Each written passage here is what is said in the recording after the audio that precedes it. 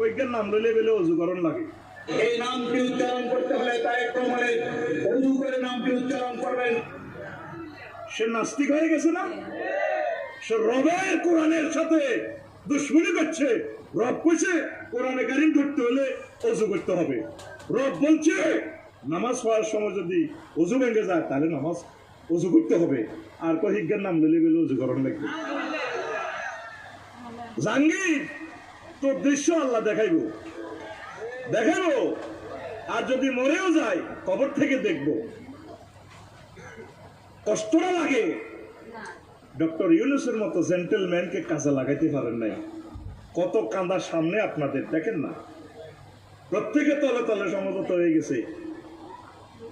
রয়ের ভাষায় কথা বলে, এদের দূর টিকে দিব আমরা না। এই দেশখান বিদেশিদের ইন্ধনে চলছে।